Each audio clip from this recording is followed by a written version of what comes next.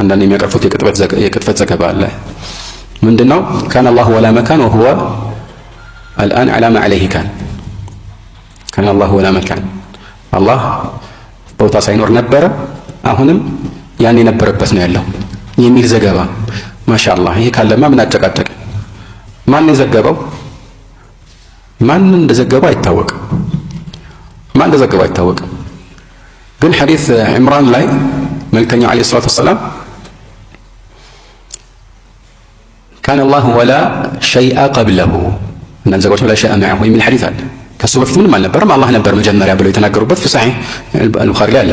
እሱ ላይ አንዳንዶቹ ይህን ሐዲስ ያወሩ ቡኻሪ ላይ ያለው ማለት ነው። በኋላ ነው በቡኻሪ ጊዜ የሐዲስ የእስናድ ኺላፍ ምናምን አይደለም። በኋላ እንዲህ ብለው የጨመሩት ጭማሪ አለ።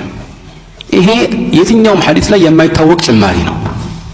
ለዚህ ነው الحافظ بن حجر ይህንን ጭማሪ እንደሆነ ከጠቀሙ መካከል العلامة تقي الدين ابن تيمية ይገኛል ብለው ይህን ነገር ጠቅሰውታል። ገብታችኋል? እንደው እንደ ምሳሌ ነው እንጂ የታወቀ ነው። ይህንን እንደ ሐዲስ የጠቀሰው ከድሮዎች ምናልባት የመጀመሪያው ሊሆን ይችላል፣ والله أعلم። ማን ነው? እሱም ደግሞ ሐዲስ የረሱል ሰለላሁ ዐለይሂ ወሰለም ሐዲስ ብሎ አይደለም፣ የዓሊ ብን አቢ ጣሊብ ንግግር ብሎ የጠቀሰው ማን ነው? አብዱል ቃሂር البغدادي، عبد القاهر البغدادي صاحب الفرق بين الفرق. عبد القادر البغدادي كان يعني من الأشاعرة، أشعري نمبر. لب بلو الخطيب البغدادي هذا لما الخطيب أبو بكر بن ثابت البغدادي صو من أئمة الحديث توقت اللكسانو يهنيو يعني يو من بيهون كان دون ذلك بكثير. المهم كمان ناورو كعلي بن أبي طالب تورطو البلو هنا النجار استلهلفون. طيب يت بوتان يتزقبوا سندوا من دنو من ما التقسم علي بلون يتقسم سند سنت عمت زلو قطع علي እንዳልክ አቃላችሁ 400 ዓመት አካባቢ ዘሎ ማለት ነው። እንደዚህ ማስረጃ ይሆናል። ምን አለው እንደና አብዱላህ ሙባረክ ያለው الاسناد من الدين ولو الاسناد لقال من شاء ما شاء። اسناد የዲን አካል ነው አለ። اسناد ባይኖር ኖሮ ሁሉም የፈለገውን የሻውን ይናገር ነበር። ሁሉም ተነስቶ እንዲህ ነው ብሎ መናገር አይቀተው። እውነትና ውሸት መሆኑ የሚለየው በምንድን ነው? በሰነድ ነው። ከየት አመጣኸው አምጣልን እንለዋለን። ማን ተናገረው?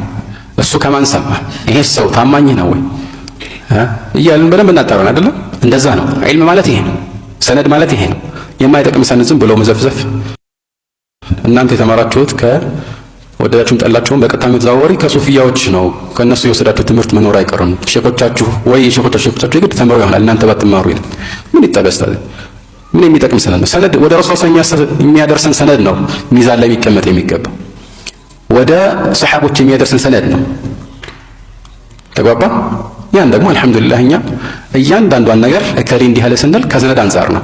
ደርስ ላይ ባንጠቅሰው ውሸት ነው ያለ ሰው እኮ ተነስቶ መናገር ይችላል አይደል? የት አለ? በፍጹም ከሌ እንዲህ አላለም።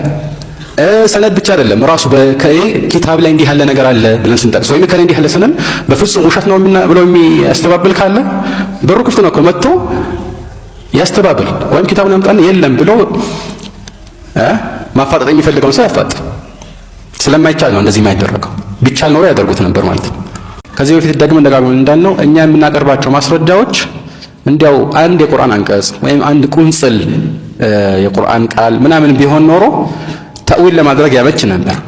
ግን በአንድ ርዕስ ላይ ራሱ የመጡት አንቀጾች ብዙ ከመሆናቸው ጋር ከብዛትም አልፎ በአገላለጽ ደረጃ የተለያዩ አገላለጾችን ይዘው ዘይቤያዊ ትርጓሜን ሙሉ ለሙሉ የማይቀበሉ ለዚህ ምንም አይነት ክፍተትን የማይፈጥሩ ከመሆናቸው ጋር እንዴት አድርጎ አንድ ሰው ይህንን ተሻግሮ ወደ ተዕጢል ይገባል? ስለዚህ ቁርአንን ብቻ ማስተዋል በቂ ነው። ለዚህ ነው ቁርአን ለኛ እንደ መመሪያ ነው። አላህ ሱብሓነሁ ወተዓላ ቁርአንን መመሪያ አድርጎ ሁደል ሊልሙተቂን አድርጎ ነው ያወረደው። በትክክልም ማለት ነው ዓላማው እሱ ነው ማለት ነው እንጂ የቁርአን መልእክቶችን ማጣመም ከሆነ የኛ ተግባር ይሄ ቁርአን የወረደበት ዓላማ ሊሆን አይችልም። ከዚህ በፊት እንደጠቆም ነው በቁርአንና በሐዲስ የመጡ መልእክቶችን እየፈለገን ማጣመም የኛ ኃላፊነት ሊሆን አይችልም። አላህ ሱብሓነሁ ወተዓላ ቅን በሆኑ አንቀጾቹ ወደ እውነት ሊመራን ይችላል። ያንን ደግሞ በእውቀቱ ይገልጽልናል። በገለጻ በኩል ደግሞ የአላህ ንግግር ከሁሉ የበለጠ የተሻለ ነው። ታዲያ በየትኛው በኩል ነው እንከን የሚፈራው? በዚህ መልኩ ታዲያ ሁሌ የሚወርዱ አንቀጾች እንዴት የተደበሰበሱ ተደርገው ሊታሰቡ ይችላሉ? ጉልህ መልእክታቸው ሁሌ መቆልመም የሚያስፈልገው ኩፍርን የሚያስተላልፍ ተደርገው እንዴት ይታሰባል? የአላህ ንግግር እንዲህ ነው እንዴ?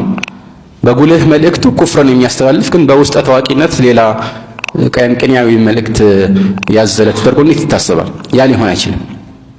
ለዚህ ነው አላህ ሱብሓነሁ ወተዓላ ያወረደው ቁርአን ወደ ቅን መንገድ የሚመራ ቁርአን ነው። ኢነ ሃዘል ቁርአነ የህዲ ሊለቲ ሂየ አቅወም፣ በጣም ቀጥ ላለችዋ መንገድ ይመራል ይላል ቁርአን። ወላሁ የቁሉ ልሐቀ ወሁወ የህዲ ሰቢል፣ አላህ ሐቅን ይናገራል መንገድንም ይመራል። ጠይብ ይህንን ከተረዳን ዘንድ ይህ እስቲዋ የሚለው ትርጓሜ በቁርአናዊ አገባቡ የሚያስተላልፈውን መልእክት በተመለከተ ሰለፎች ማብራሪያቸውን አሳልፈዋል። እንደ እብን ዓባስ ያለው ታላላቅ የተፍሲር ሊቆችና የእሳቸው ተማሪዎች ምን እንደተፈለገበት ተናግረዋል። ከዚህ አንጻር እኛ ትርጉሙ ምንድን ነው የሚለውን ለማወቅ ምናልባት በድሮ ጊዜ የነበሩ የቋንቋ ሊቆች የሚያውቁት ጉዳይ ቢሆንም ግን ቋንቋው ለኛ አዲስ ከመሆኑ አንጻር ምን ማለት ነው በሚል የቋንቋ መጽሐፍትን ማገላበጥ አይጠበቅብንም። ሰለፎች ይህንን እስቲዋእን በዚህ አገባቡ ሲፈስሩ ተመሳሳይ መልእክት ያላቸው ቃላትን ተጠቅመዋል። አብዛኛዎቹ ቃላት ከአራት መደብ አይወጡም፣ ወይም አራት አይነት ቃላት ናቸው ማለት ነው። ከዛም ውጭ የተጠቀሟቸው ቃላት አሉ። ግን በዋነኝነት እስቲዋ ምን እንደሆነ ሲያብራሩ አልስተዋ ዐለል ዐርሽ ማለት ነው። አራት አይነት ቃላትን ተጠቅመዋል። እነዚህን ቃላት ኢብኑል ቀይም ፊ አኑንያ ሰብስበዋቸዋል እና ምን ይላል?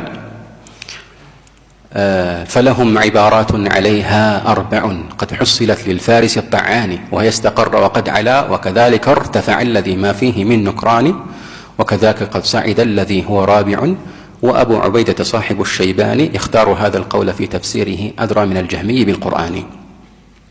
يمجمر يوم من دنه قال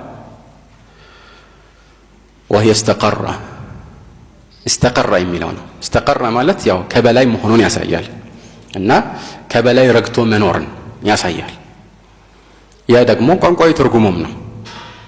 ለዚህ ነው አላህ ስለ ራሱ እስተዋ ዐላ ብሎ እንደጠቀሰው ሁሉ ይህን መሰል አገባብ በዚህ አይነት መልኩ በተዋቀረ ሐረግ ስለ ፍጡራንም ተናግሯል። ይሄ ከዚህ በፊት እንዳልነው ቀድር ሙሽተረክ እንዳለ ያሳየናል። ማለት ሚን ሐይቱ አልአስል ማለት ነው። አስል المعنى ላይ የሆነ ሁሉም የሚገነዘበው ኺጣቡ ግልጽ የሚሆንበት ቀድር ሙሽተረክ አለ እና ለምሳሌ لتستووا على ظهوره ثم تذكروا نعمة ربكم إذا استويتم عليه لا ሰዎች እንስሳን ሲጋልቡ በዚያ ላይ ይሆናል لتستووا على ظهوره እና በእንስሳው ጀርባ ላይ ተስተካክለው ሲያርፉ ያ ምንድነው استقرار ይባላል እና ቋንቋዊ ትርጉሙ ይሄ ነው። ثم تذكروا نعمة ربكم إذا استويتم عليه እንደዚሁም فإذا استويت أنت ومن معك على الفلك فقل الحمد لله እንደዚሁም በኖህ ጊዜ የነበረችውን ያችን ትልቋን ሰፊና ወይም መርከብ واستوت على الجودي ይላል። ሁሉም አገባቡ ላይ استوى የሚለው ግስ على ከሚለው መስተዋድድ ጋር ተያይዞ ሲቀርብ የሚያመለክተው መልእክት ከበላይ መሆንን ነው። استقرارንም ያሳያል ማለት ነው። ነገር ግን ይሄ استقر የሚለው በአማርኛ ሲፈሰር ተደላደለ ተብሎ መፈሰሩ አያስኬድም። ምንም እንኳን በአማርኛ የተጻፉ መጽሐፍት ላይ ቢኖርም ምክንያቱም መደላደል የሚያስተላልፈው ትክክለኛ ያልሆነ የጎንዮሽ መልእክት አለ። መመቻቸትን ከመመቻቸትም አልፎ ድሎት መፈለግን ሊያሳይ ይችላል እና አማርኛችን አንዳንድ ጊዜ ጠባብ ስለሆነ የሆነን ቃል ስንፈስር የግድ ከሁሉ የተሻለው የቀረበው ይሄ ስለሆነ ብለን ያንን መምረጥ ግዴታ አይደለም። በሌላም ቋንቋ የአንድን ቃል አቻ ካጣን ይበልጥ ከሌሎቹ የሚቀርበው ይሄ ነው ብለን መጠቀም ተገቢ አይደለም። በተለይ ስለ አላህ ባህሪያት ስናወራ